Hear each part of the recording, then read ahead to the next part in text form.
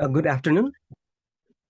Welcome everyone to the second installment of the REL Distinguished Lecture Series for the academic year 2022 and 23, organized by Department of Religious Study and Religious Study Graduate Council of the University of West. My name is Miroj Sakya, Chair and Associate Professor of the Religious Study Department. Since 2020, REL Distinguished Lecture Series has contributed to broaden educational experience of US students and community by bringing renowned Buddhist scholars, monastics, Buddhist leaders, and influential people from all over the world to campus to encourage thought-provoking conversation and ideas. And today, I'm pleased to introduce our guest speaker and my teacher, Professor Punya Prasad Parajuli. And he's academic director of Sowa Rigpa International College in Kathmandu. He teaches Tibetan language and Buddhism at Antioch Buddhist Studies Program in Bodh Gaya, India, and other colleges and Tibetan Buddhist monastery in Nepal. He received his MA in anthropology degree and MA in Nepalese history, culture, and archaeology from Tribhuvan University, Nepal. He also received an MA in Buddhist studies from Magad University, Bodh Gaya, India. And he's actively involved in translating Tibetan Buddhist texts into Nepalese. He has translated and published 30 books from Tibetan into Nepalese. He has prepared an extensive catalog of the Tibetan texts preserved in the National Archive of Nepal, which was published in 5 volumes. And the topic of today's lecture is the life and contribution of the Paṇḍita, Vanaratna. He is the last Indian Paṇḍita to visit Tibet.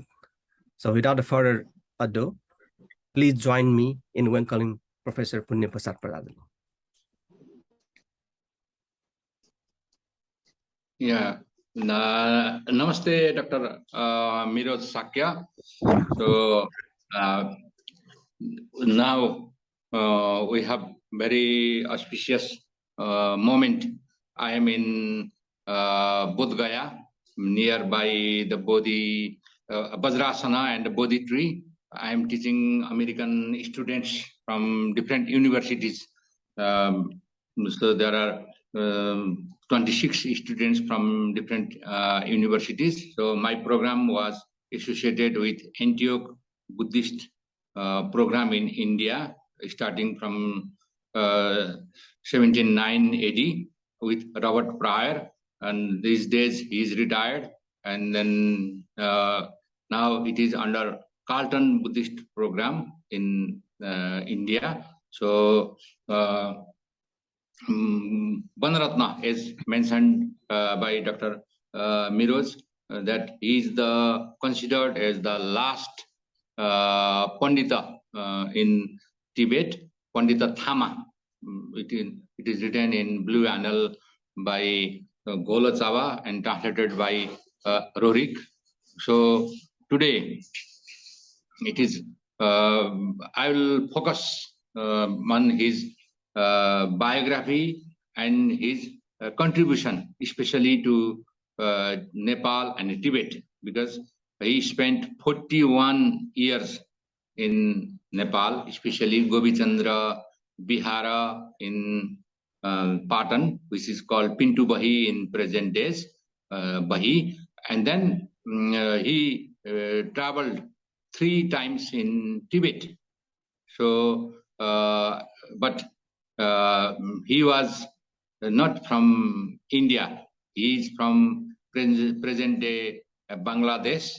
That time it was called Satnagara in Arakan area between Myanmar and Bangladesh. There is one Buddhist area. These days there are also these Chakma Buddhist as well as other tribal Buddhist groups in this hilly region of Bangladesh. So in ancient literature, especially in the biographies, it is also called part of the Bengal or Bangala. So then it is close to the Chatgaon. So many scholars wrote Vanaratna from Chatgaon, Chittagong, originally Chaitya Gaon. So he was also associated with the Bihara. So Chaitya. So there might be traces of his monasteries in hilly regions of Bangladesh. So maybe scholars from Bangladesh, they can suggest me what will be the present situation. But I will go through the 15th century or late 14th century and 15th century scenario of eastern part of India, that which now there is present day Bangladesh, Chatgaon area, and then actually Vanaratna was a prince. His father, the name is given as a King Uday Kirti, and the mother is Queen Kumari. And then, according to the biographers, Golo Chaba, Thimthang Lochaba, both assert that he was a prince in the Sat Nagara. Sometime it is also written San Nagara, the present day Arakan area nearby Burma, Myanmar border. And then he was born on 1384 AD. So when he was born as a prince, there were some problems in royal family. So he decided to become monk. So early age, it is not mentioned the date, but it is written in the biography of the Gola Chawa, which is titled as a Khepa Senpo, Palden Ngagi Rinsengi Namthar. It was published from Library of Bhutan, and then now it is reproduced from KMT publication from Bhutan. It has given that it has given more of his primary life up to his second visit to Tibet. So in that text, it is clearly written that there was the intricacies of royal things in San Nagara, and then finally when he became monk under the Buddha Ghosha, his teachers, his abbot's name is called Buddha Ghosha. So he also gave him the Vajrayana empowerment of the Vajrayogini, as well as there's some instructions on Kala Chakra's Sadanga Yoga, 6 branch yogas of Kala Chakra tradition. So Vanaratna, he venerates his first master Buddha Ghosh everywhere. So when he was in Tibet, he commissioned to make one beautiful statue of Buddha Ghosha to put in Bodh Gaya. But due to the political situations in that time Magadha, or that time Mughal India, he could not send the statue of his guru in Bodh Gaya. So he established that statue of his guru in Kathmandu, Nepal Mandala, in Govichandra Bihar, in Patan. So his first master who ordained him as a novice monk, Sramadera, as well as at the age of 21, he was ordained as a fully ordained monk, bhikkhu, in Sadnagara. In this name of his Bihara is called Maha Chaitya Bihara in Sadnagara area. And then it is written in biography, he was not satisfied fully with the teachings of this Mahachaitya Vihara. So he decided to visit that Sri Lanka, Ceylon. Then after his full ordination, he left his hometown, and then he came down to present day Chatgaon, Chittagong, and then he traveled to Sri Lanka, and then he described the condition, what was the condition of Buddhism in Sri Lanka in detail. So he stayed in Kataladini Vihara, and then his main teacher was Dharmakirti from Sri Lanka. So in Sri Lanka, he studied lots of text, especially Theravadan tradition, and as well as some text related with Sarvastivadin tradition. So he has extensive training in Theravada from Sri Lanka. So he spent almost 6 years in Sri Lanka, and then he has more deeper knowledge of this Theravada or Sravakayana Buddhism, and then he traveled to India, South India, especially Sri Parvata, and then in the vision he has the meeting with the Lord Sabaripa, one famous Mahasiddha in Indian traditions. He is among the 84 Mahasiddha Sabaripada. So, but in vision. So, from vision, he received special instructions on this Sadanga Yoga of Kala Chakra, and then he received extensive instructions, especially on Kala Chakra, as well as Chakra Sammara, also Hebajra, from different masters like Virupaksha, Pagala, and then different.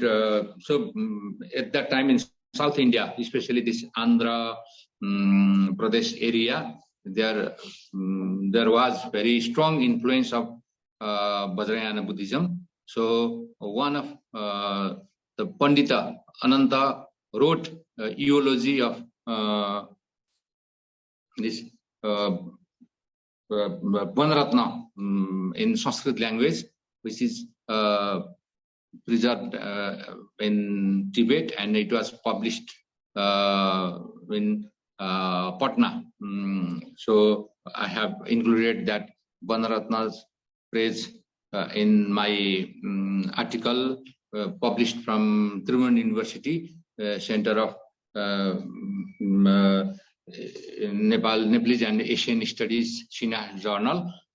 So in that you can see how Indians praised this Vanaratna.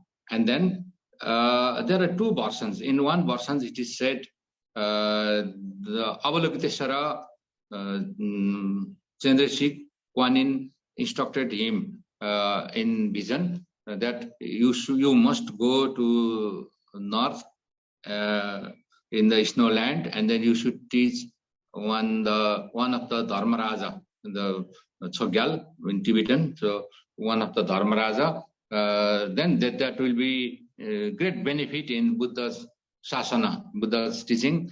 And then in some sources it is said that Sabaripa instructed him to visit snow land areas to teach. So anyway, just he was vision of bodhisattvas and his masters, and he was guided.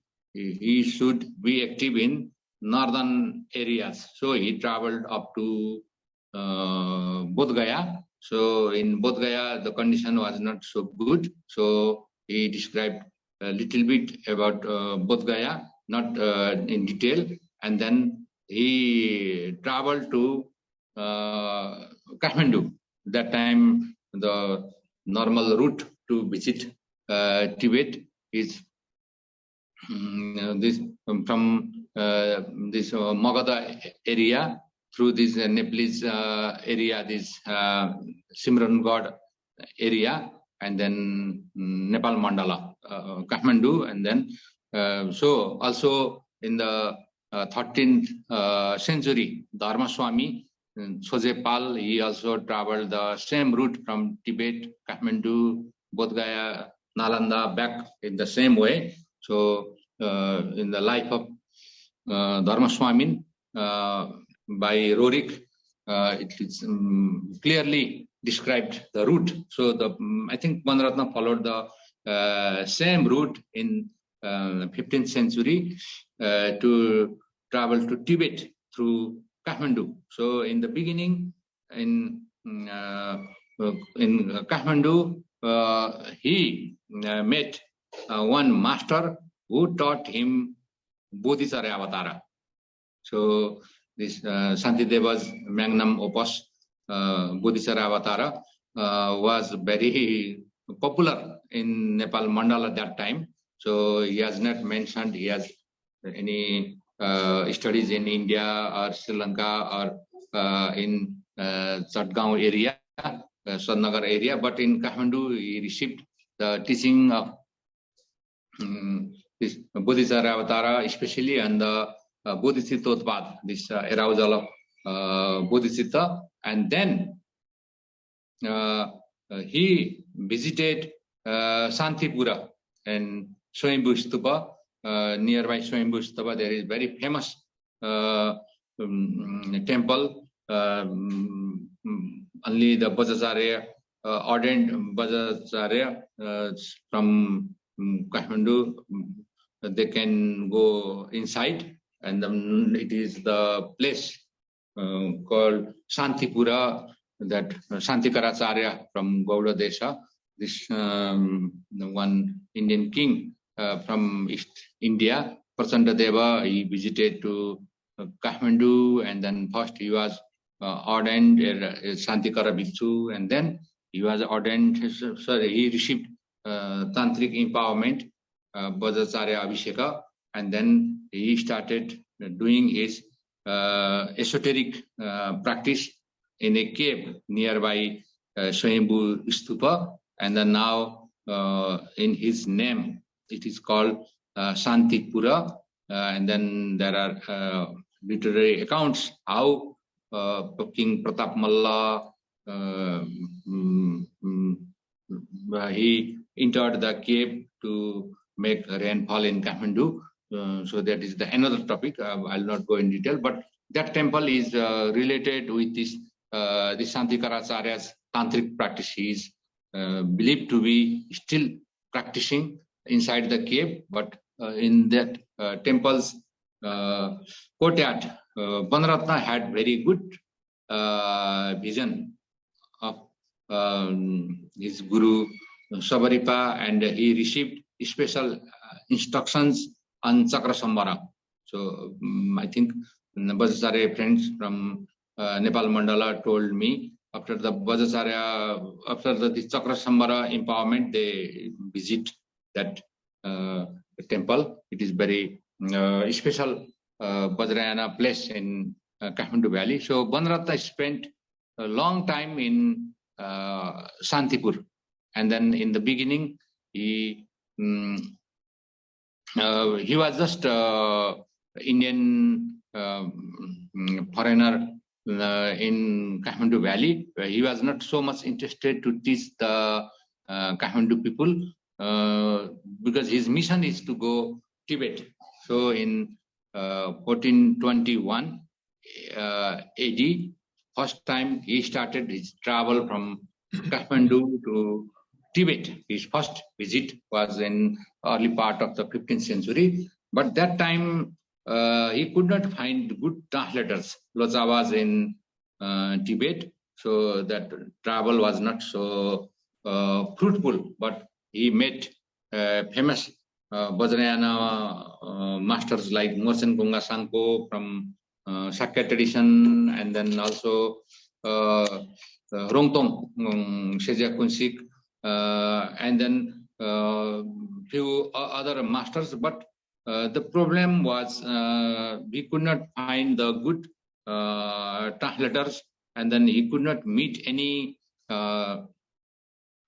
these kings, because the mission was to meet the kings in Tibet. So that time he traveled few years, and in 1426 he traveled back to Kathmandu, and then that time he has some problem in Thambahil, present day Thomel area, because there was one system of the payment of tax. So there is tax collector called Kokasau. Sau probably the name for this in India and Nepal. The businessman we call Sauji. So Kokasau was very notorious person to collect tax from foreigners. So he has Vanaratna has very difficult time with him. Actually, he want to stay in Thomel. That area is now, we have the Bikramshila Mahavihara or Thambai. It was also the residence of Atisati Pankara Sri Gyana in 11th century. When Atisha was traveling to Tibet, he stayed 6 months in this Bikramshila Mahavihara in present day Thomel. That time Thambai, nearby this tourist hub area in Thomel, you can still see the monastery with golden and silver letters, Pragya Paramita, Swatasastrika Pragya Paramita in 4 volumes. Still they in the Mula festival they display for the public, and then on other cases, in special request, you can see the Pragya Paramita text in Thomel. So that was famous for the Atisati Pankara's stay in 11th century. So normally these Indians as well as Tibetans, they prefer to stay there. So Vanaratna, when he came back from Tibet to Kathmandu, his initial plan was to stay in that monastery, but he has some struggle with this tax collector Kokasau, and then that time the king was Jai Ekse Malla. In short, we call Ekse Malla. And then that time Nepal Mandala was not divided in 3 principalities or 3 separate states. Just capital was in Bhaktapur, and the king was Jai Ekse Malla, according to biographies of Vanaratna, but in popular history we called Ekse Malla. And that time Ekse Malla noticed that one great scholar on Buddhism is in Kathmandu. So some sources say that the king invited him to this Govind Chandra Bihar in Patan or Pintubahi in present day. Some says that when some other Buddhist followers they guided him to that Bahi, and then king also have the great respect with this Paṇḍita. So when he visited Govind Chandra Bihara, then it become almost most part of his life he spent in that Bihara. So in biographies of Vanaratna, actually we can find in 3 versions. One is by extensive biography by Golochawa Sonnupal, the author of Blue Annal. He wrote one very famous biography of his master, Vanaratna, titled as a Khepa Tsenpo, Palden Ngaki Rinsengi Namthar. So this is most common biography, because most of the scholars like Michael Eris or Pratap Aditya Pal or Gautam Bajacharya and other scholars, they mostly quote this text, and it is also published from Bhutan twice. So it is quite popular in academia. But there is another biography by a student of Golochawa as well as Vanaratna. His name is called Thimkhang Lochawa. And then the Thimkhang Lochawa, he has also written one special biography of Vanaratna during his third visit, and then his activities in Kathmandu Valley, because he is one of the translators in his last visit to Tibet. So his title is called Choki Je Ponsen Ngagi Rinpoche Sialnga Ne Ki Namthar Tharpa. So it was preserved in the Library of National Minorities in Beijing. So Professor Vanderkip, he managed to get one copy from this library from Beijing, and then his friends who were declared, he provided me one copy of this Thimkhang Lochawa's unpublished biography, and then Professor Franz Karl Erhard also used this part in his article on Vanaratna, and then I used mostly this Thimkhang Lochawa's biography. So it is very useful resource for the Buddhism in Kathmandu Valley also, because this Thimkhang Lochawa was trained as a translator in Tibet, and then during this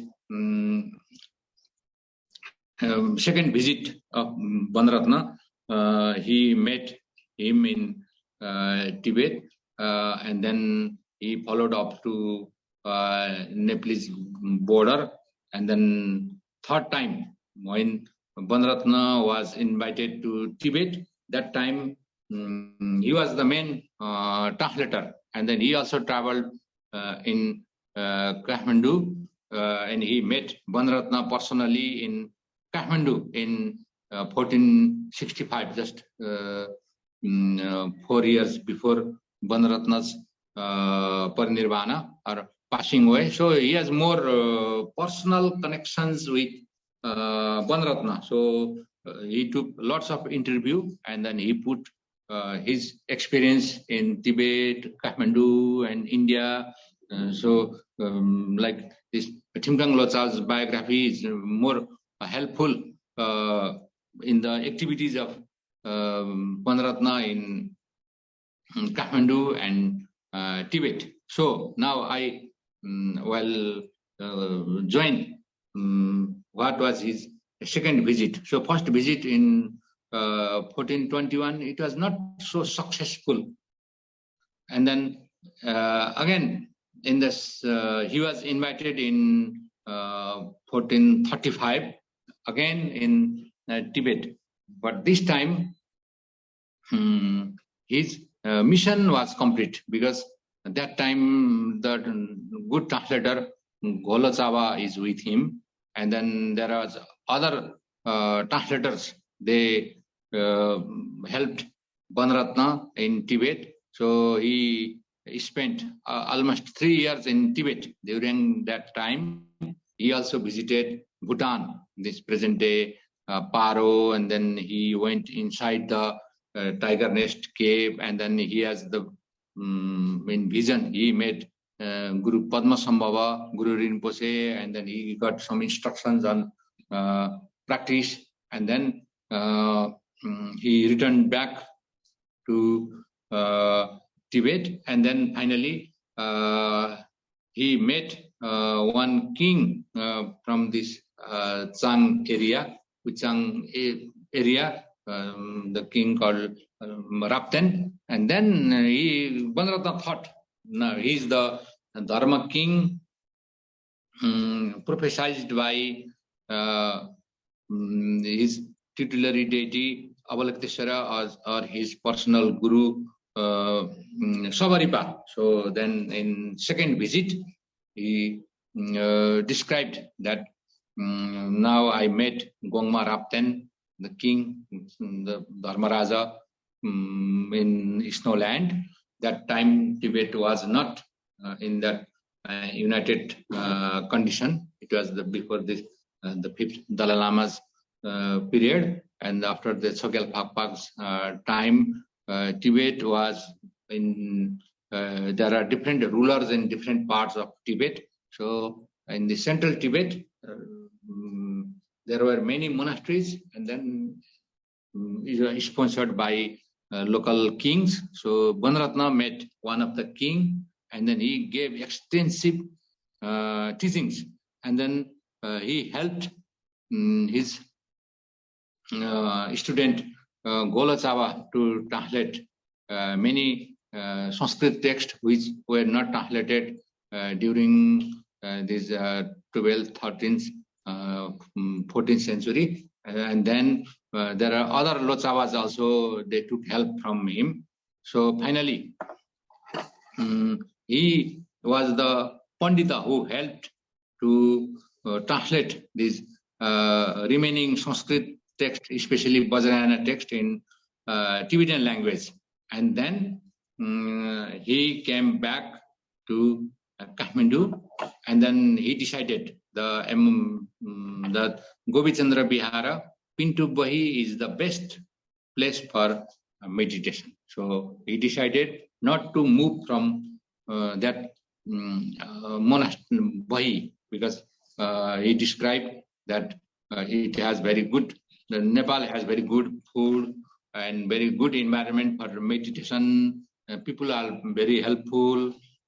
Also, he instructed princes from that time Nepal, especially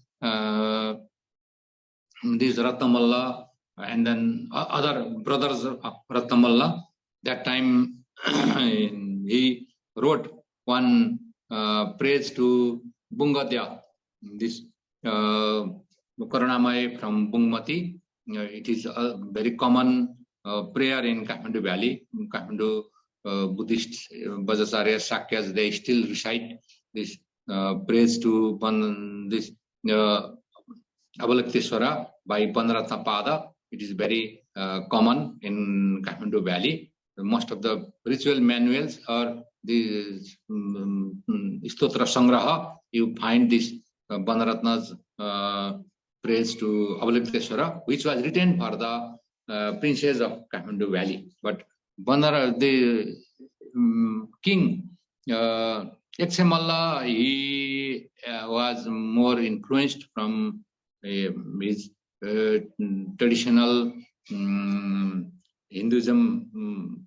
So he has respect with Vanaratna, but he did not receive any instruction from Vanaratna. So he sent some of his sons to take teachings.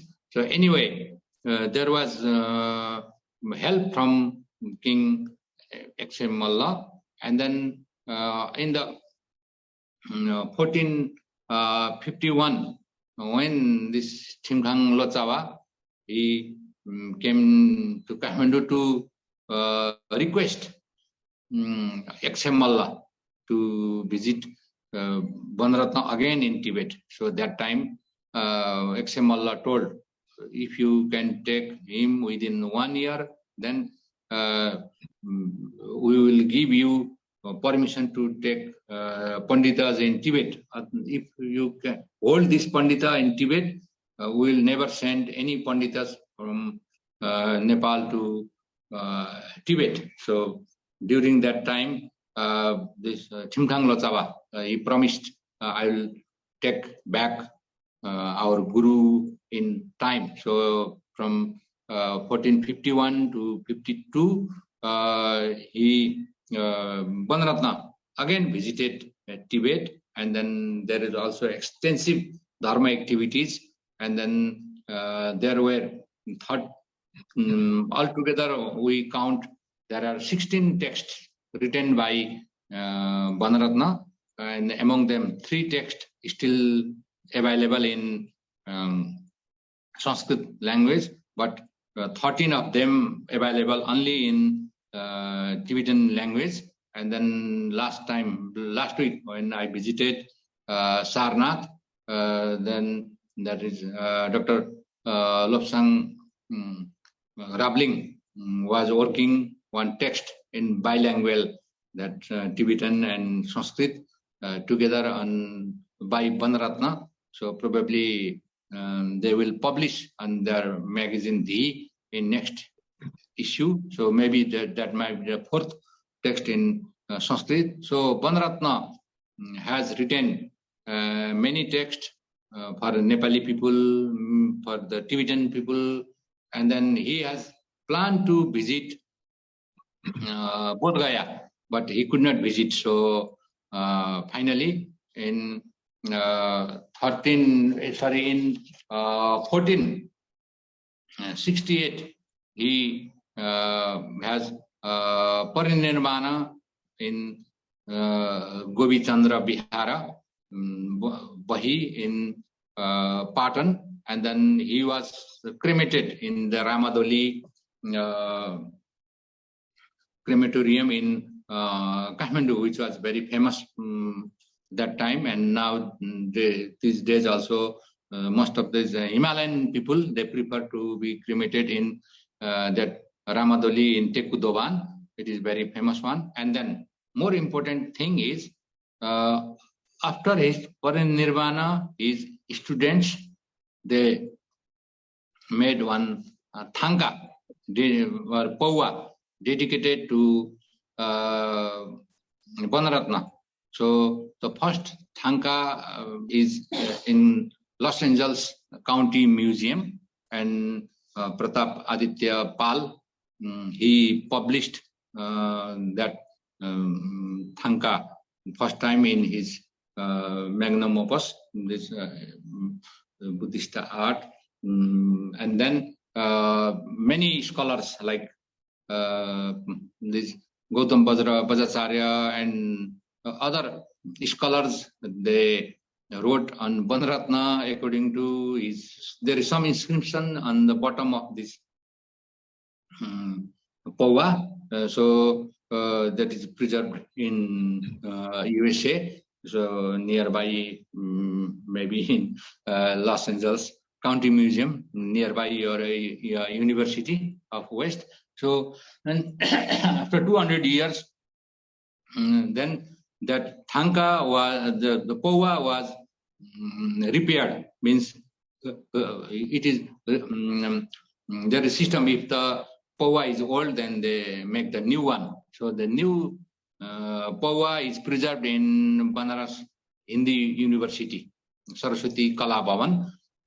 The Indians, they now preserved in Varanasi, and then it was studied by John Huntington and Dina Bangdal in detail. So they tried to decipher these Nepal Bhasha writings just below what is written in this paua in Varanasi. Unfortunately, we Nepalese, we lost both of pauas dedicated to Vanaratna. So one now in the US, one in India. But in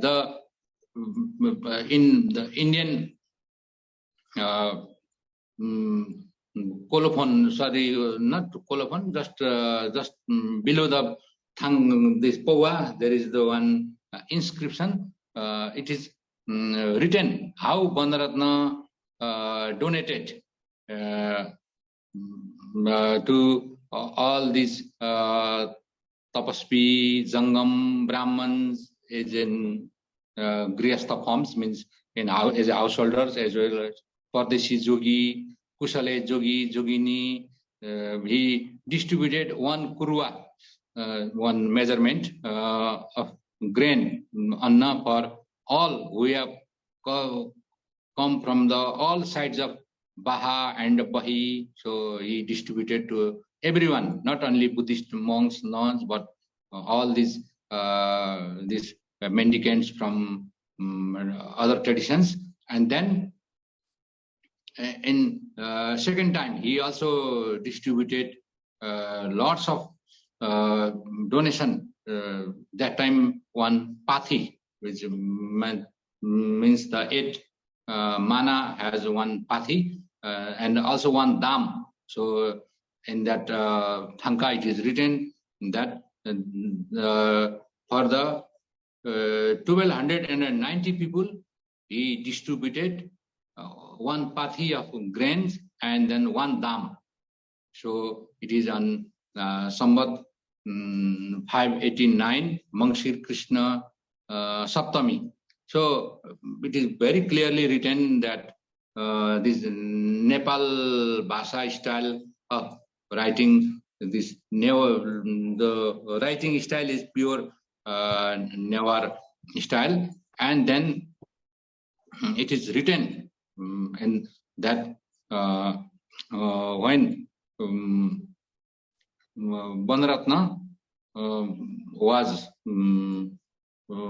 doing during the meditation, that time it is clearly written that in Samvat 589, Mangshir Krishna Saptami, Purva Phalguni Nakshatra, Aishmana Yoga, Sombara means Monday, and then sun in Dhanu Rashi and moon in Singha Rashi at midnight, exclaiming ha sound, and then he stayed higher states. It is written very clearly in this Varanasi Paua.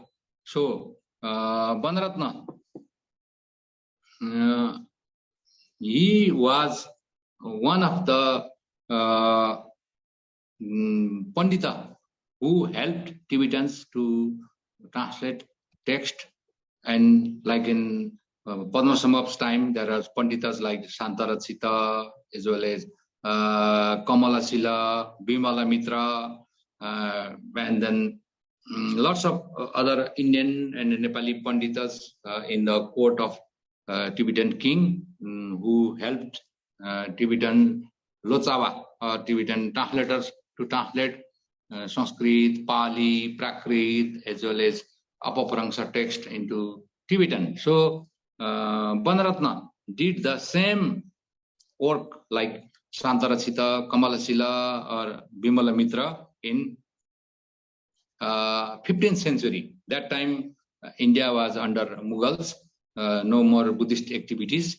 Kathmandu has more process of Hinduization under the king, this Jasthiti Malla. Then it is said that the Buddhism has to adjust with Hindu kings who are more favor in Shaktism. So there are more popular Shakta dharmas in Kathmandu Valley, and then Buddhism, they anyway adjusted with these Hindu kings, and then the present day Kathmandu Buddhism, means Nepal Mandala Buddhism, has lots of, we can see lots of Hindu Vedic elements, Tantric elements, and then so even in the time of Vanaratna, there is one in section it is written that Vanaratna is invited to take part in debate between Hindus and Buddhists. So Buddhist, they claim we will take our Guru Vanaratna in debate. So Hindus, they told, okay, if Vanaratna comes in debate, it is better not to have debate.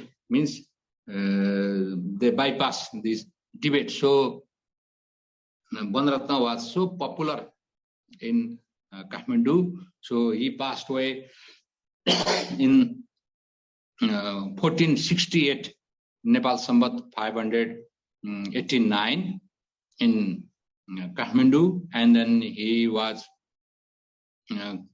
very long and elaborate this type of this ritual which is done on this Ramadoli. It is also described in Blue Annal by Rorik. He has given general biography of Vanaratna from his birth to his parinirvana in Kathmandu. But Sonam this Thimkhang Lotsaba, Sonam Gyatso, he has more elaborate version, which I have covered in my article. It is published from Wisdom Publications, Boston.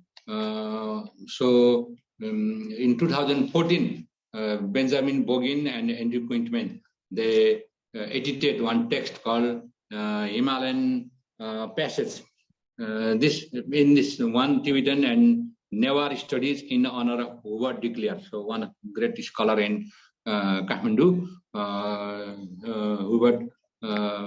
Sometimes they pronounce also Hoover de Clear. Then his friends and students, they collected different material. So he was very fond of this Vanaratna. So my part is to write on Vanaratna. So I have collected all the informations about Vanaratna, and then my article is entitled Vanaratna and his activities in 15th century Nepal, from page number 289 to 300. So this part is very important. So many scholars, they have quoted this one. So and then in Blue Annal, Vanaratna is described as a master of Kala Chakra tradition. So this Golochawa has collected all informations about the Buddhism in India and how introduced to Tibet. So in Kala Chakra lineage, Vanaratna is one of the master of Kala Chakra lineage, because he introduced this Sadanga yogas, Sabaripal's system in Tibet, and his student Sonam Gyatso, or this Thimkhang Lochawa, he is also included in Blue Annal as a Kala Chakra lineage master. So up to this Thimkhang Lochawa, how Kala Chakra Tantra was developed in India and how it was introduced in Tibet, and then how Vanaratna played the role in Kala Chakra lineage, because in astrological calculation, Vanaratna has one special system. So some scholars have done research on this astrology from Vanaratna's tradition. So Vanaratna is very influential master in Kala Chakra lineage, but in my studies, he's also expert in Chakra Samvara, and then he's also expert in Hebajra, economic Tibetan master Rongtong Shezak Munsik. Praise to Vanaratna. He described how deep knowledge of Hebajra of Vanaratna, and Vanaratna also met Tibetan master Thangthang Gyalpo, as well as this lady from Samding, Dorje Phagmo. So that is a great topic. So I have just introduced short version in my lecture. So I think now it is time to have questions from audience. So Dr. Miroji, Yes. now. Thank you so much, Professor Parajuli, for a wonderful talk. You highlighted all the lives and his contribution, Vanaratna contribution to us. I'm very appreciative. So now we begin our question answer session. Since we have a very few people, if you have question, you can unmute and put forward your question to Professor. And so first question is from Dr. Lankas. I'm just,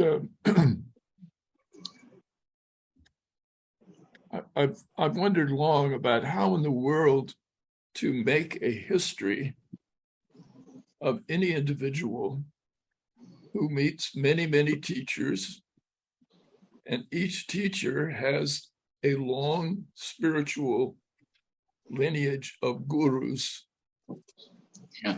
who influence comes down to that teacher. And it just seems almost impossible to control that much data. We lose ourselves in it. And I wonder if you have any suggestion for how do you handle when you're giving your talk here. You certainly made reference to many of these teachers, but each of those teachers, of course, had their own spiritual lineage. Yeah.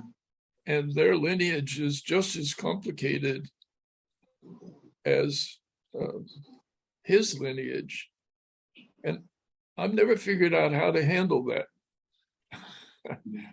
And I just wonder if you have a way that you deal with this very complex interrelationship between people who carry the baggage of a spiritual lineage of gurus that may go back for centuries. Yeah, thank you, Professor, for your kind suggestion. I have related this with my life because I was born in Brahmin family in Nepal, and then I started my Buddhist practice with Satyanarayana Goenka's Vipassana.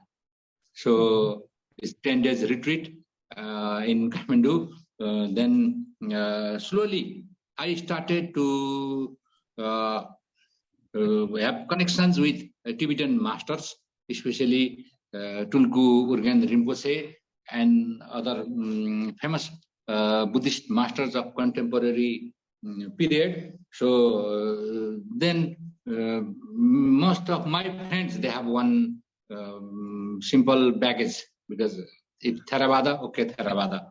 Then Vajrayana, okay, Vajrayana. But I was new for all of them, because I have no idea what is Theravada, what is Mahayana, what is Vajrayana, because I was born in other culture group, heavily influenced by this Vaishnavism and Shaktism type of Hinduism. So then when I read the biography of Vanaratna, he has the same story, because he was ordained as a monk according to the traditions prevailed in Myanmar.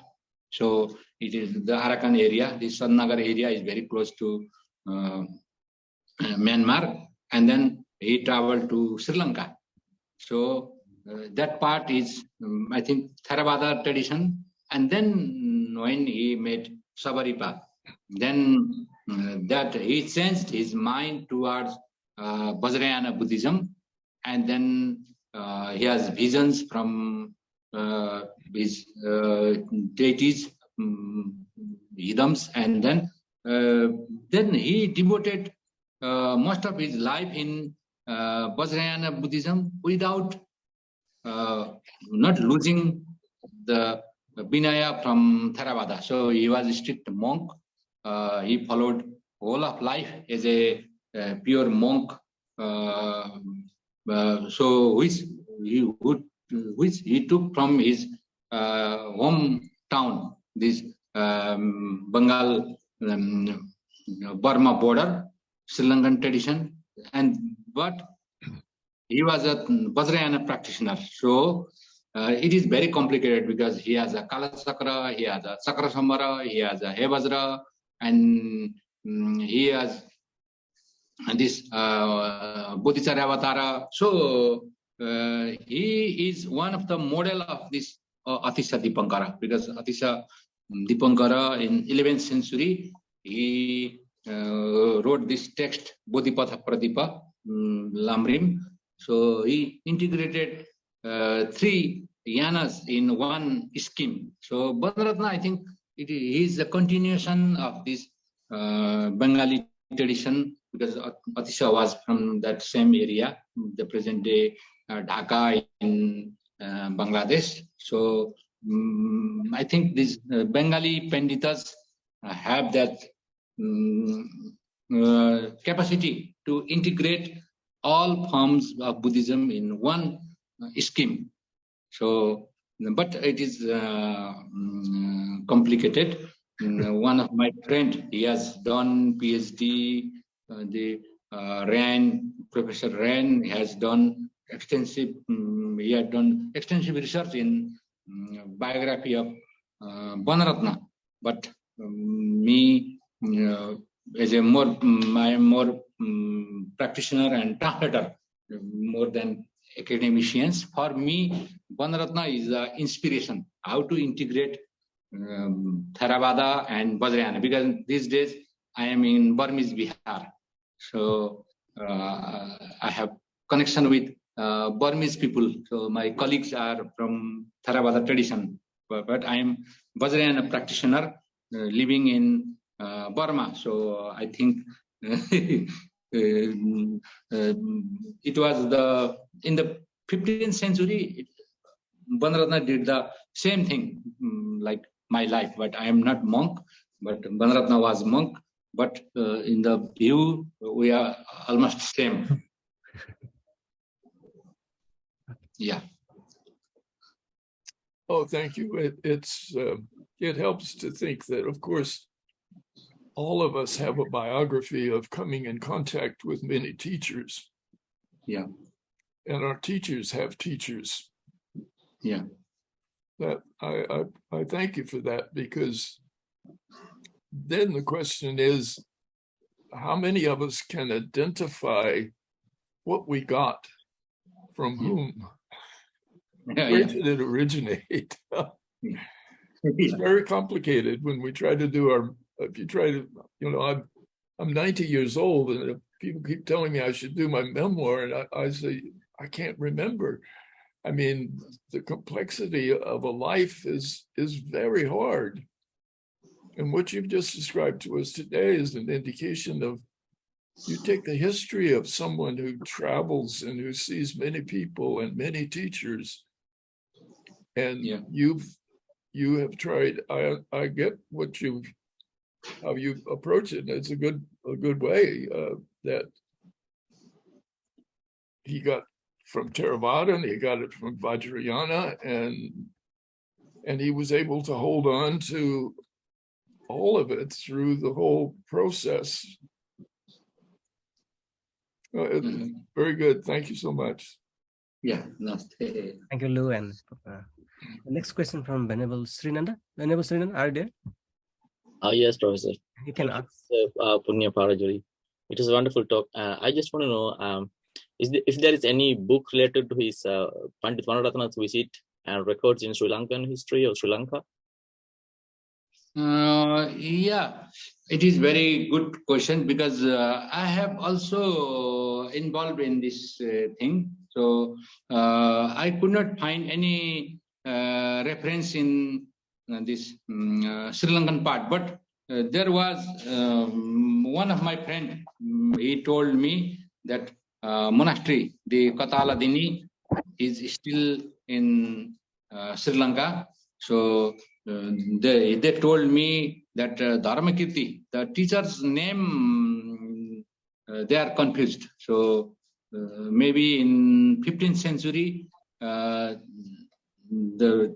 Sri Lankans, they did not keep the record or something. So if we can do research on this point, it will be very important, because he got lots of teaching in Sri Lanka. So even Gendan Sopel, the Tibetan masters in late 20th century, he visited Sri Lanka to get more teaching. So he translated Dhammapada in first time in Tibetan language in Sri Lanka. So he described many things which are not found in India now exist in Sri Lanka, which has influence in Tibet. So Venerable's suggestion is very helpful for me. So we can work with Sri Lankan scholars about this thing.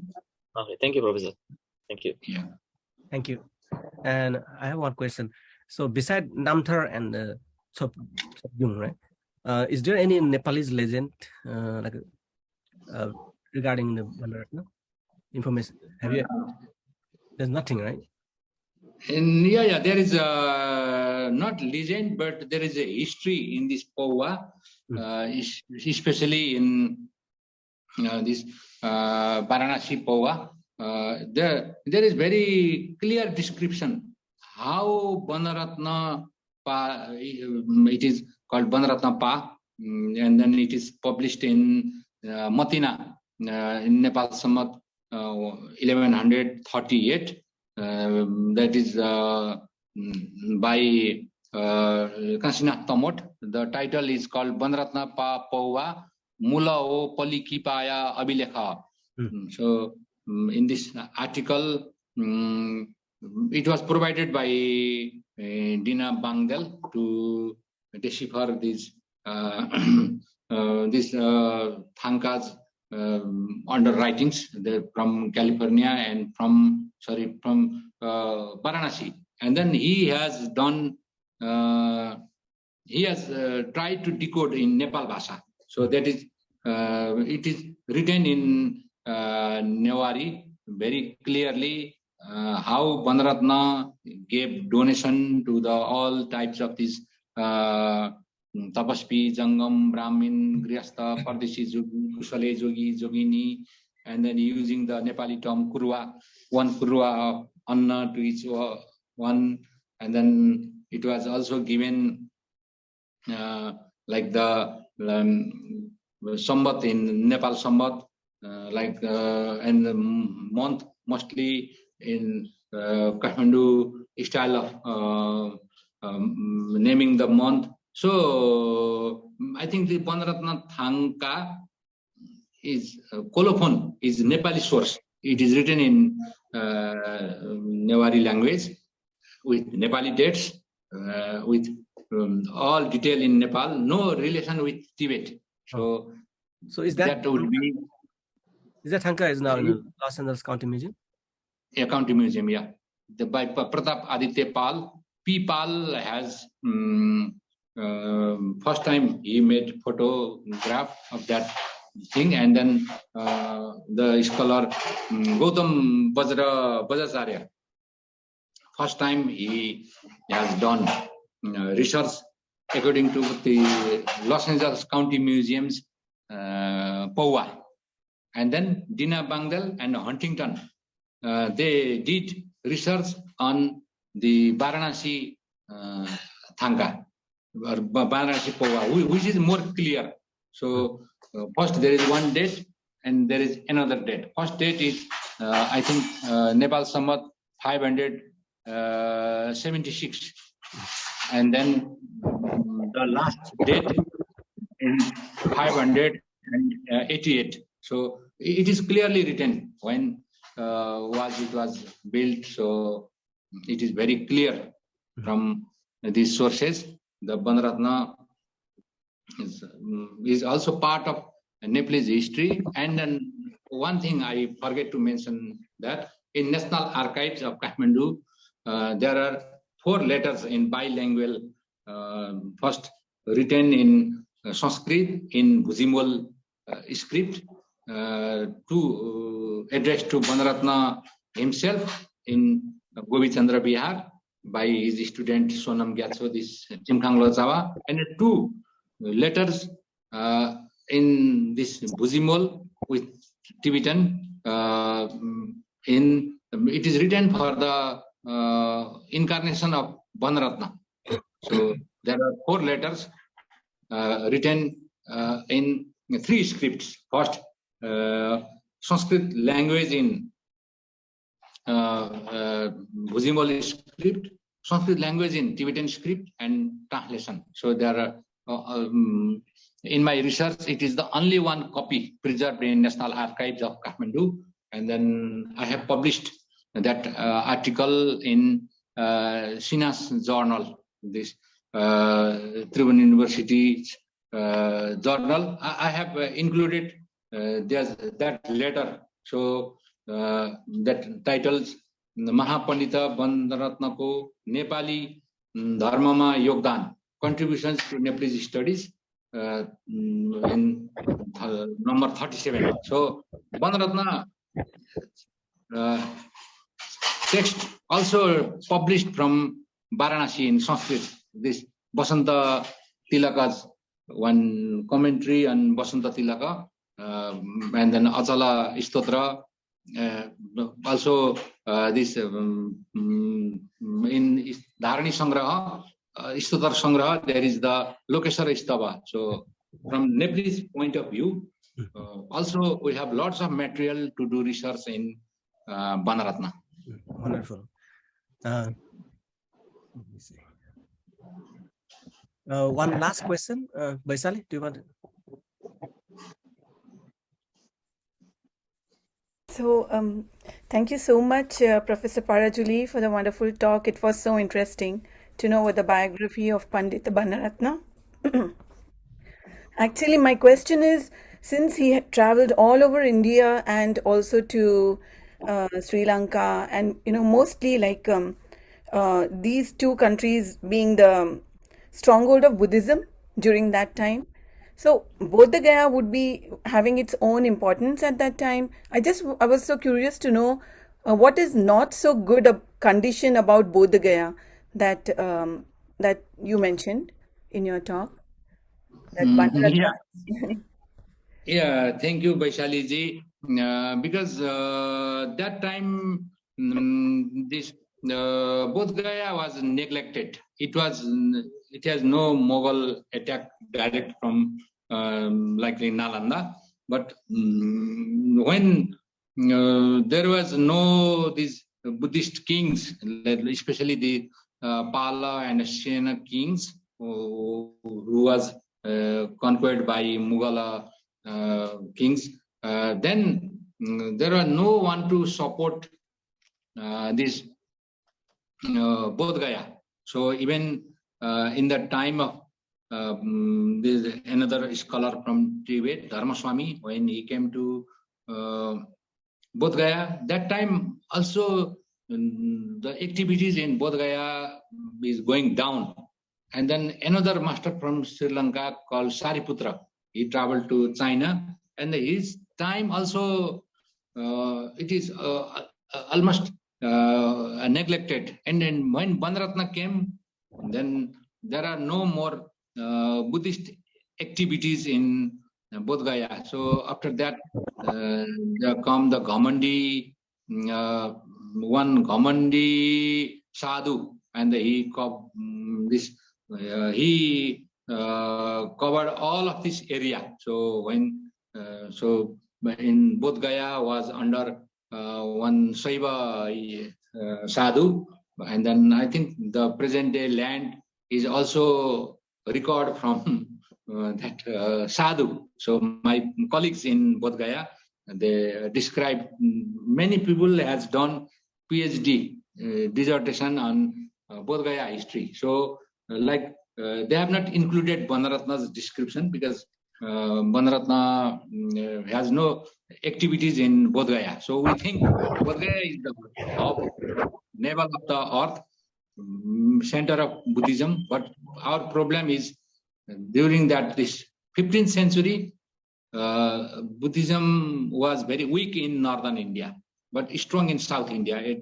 In Vanaratna's biography, you see he has lots of masters in South India, but in North India, in Bodh Gaya, no masters. But Vanaratna still thinks his Guru's statue, Buddha Goswami's statue, should be in Bodh Gaya, but he could not send.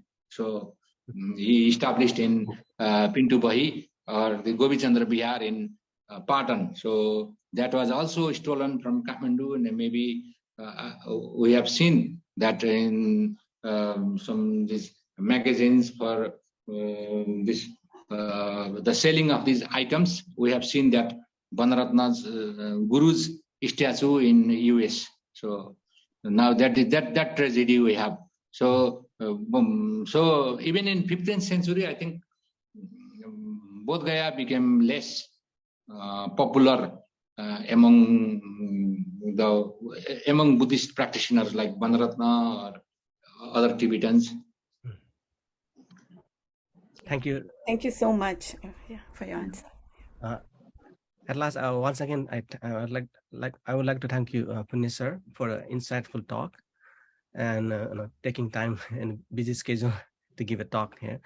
And I'm also happy to announce that our next guest lecture is scheduled on Thursday, November 10th at 2 p.m. Our distinguished guest speaker, Professor Dr. Merrick Major from the Wasas University of Portland, will be giving a talk on some remarks on Buddhist mantra and dharani. So please do not forget to join us. And at last, I would like to thank Venerable Srinanda, President of REL Graduate Council, and Song Wan for their assistance in organizing this event, and Fong Sam for designing the flyer. And thank you everyone for attending. Have a good night. Thank you.